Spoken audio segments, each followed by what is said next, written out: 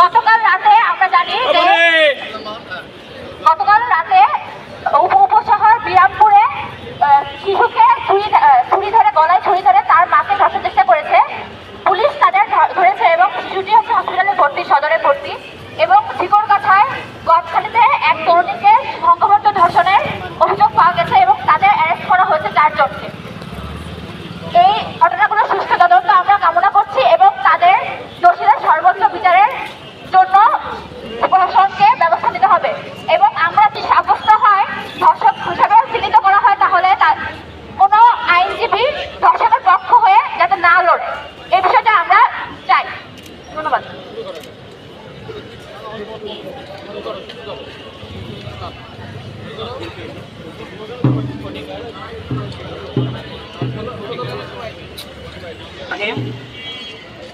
এখানে প্রযুক্তি বিশ্ববিদ্যালয়ের একজন প্রতিনিধি হিসেবে আজকে এখানে উপস্থিত হয়েছি। আমি এই জায়গায় স্পষ্টভাবে বলতে চাই যে এই ধর্ষক এদের কোনো রাজনৈতিক ব্যানার নেই, এদের কোনো পরিচয় নেই, এদের কোনো জন্ম পরিচয় নেই, আমি এটা বলতে চাই। আর এদেরকে কোনো রাজনৈতিক দল যদি শেল্টার দেওয়ার চেষ্টা করে তাহলে দেশে আবার গণবিপ্লব নেমে আসবে। আমি এখানে দাঁড়িয়ে স্পষ্টভাবে বলতে চাই, ছাত্র সংগঠন করছেন করেন, কিন্তু আমাদের দেশের মানুষকে বিরক্ত করে এই ধরনের কোনো কাজ যদি করেন তাহলে কিন্তু আমার এই ছাত্র জনতা বসে থাকবে না। এই বিপ্লব কিন্তু আবার জনবিপ্লবের উদ্যান করবে। আপনাদের নামে যে সমস্ত কথা দিন দিন আসতেছে, আমি নিজে এই সমস্ত কথার বিরোধিতা করেছি যে একটি রাজনৈতিক সংগঠনে বলা যায় না। আপনাদেরকে তো সাধারণ জনগণ জায়গায় বেজায়গায় টেম্পো স্ট্যান্ড বলতেছে, কিন্তু আপনার এই জায়গাগুলো থেকে তো আপনাদেরকে সরে আসতে হবে। আপনাদের কর্মীদেরকে আপনারা কোনোভাবে যদি বাঁচানোর চেষ্টা করেন তাহলে কিন্তু এই জায়গাটা আপনারা ধরে রাখতে পারবেন না। আমি আজকে এখানে দাঁড়িয়ে বলে যাচ্ছি যে আপনাদের এই সমস্ত কার্যক্রম যদি চলতে থাকে বাংলাদেশের কোনো ক্যাম্পাসে কিন্তু আপনারা স্থান পাবেন না।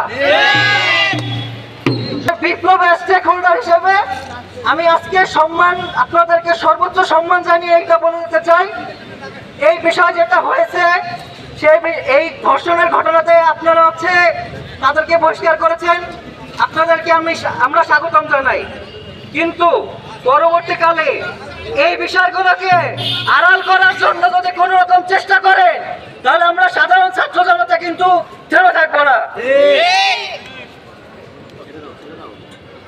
আর এখানে আমি শেষ এই কথাটা বলতে চাই, আমাদের এই নতুন বাংলাদেশ আমরা ছাত্র জনতা আমাদের মতো করে করব।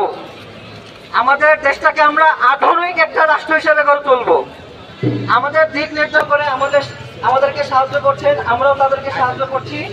আপনারা একটু ধৈর্য ধারণ করুন, একটা সুন্দর বাংলাদেশ আমরা আপনাদেরকে উপহার দিয়ে যাব।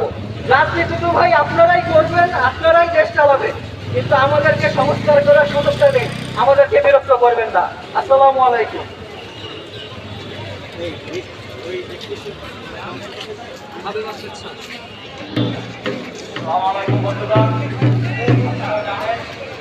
আমাদের দেশে ধর্ষণ হয়েছে,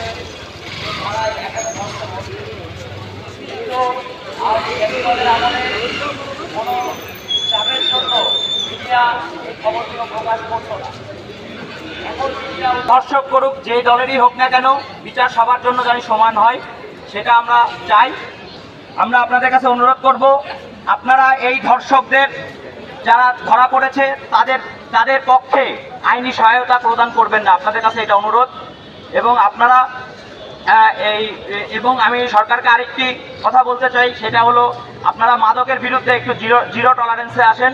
এই মাদক, এই ধর্ষণ এবং সামাজিক অবক্ষয়ের একটি অন্যতম কারণ। এই মাদক যদি আমরা নির্মূল করতে পারি হয়েছে, আমরা যশোর থেকে স্পষ্ট না করা হয় তাহলে বৈষম্য বিরোধী ছাত্র আন্দোলন যশোর জেলা আবারও রাজপথে নামবে।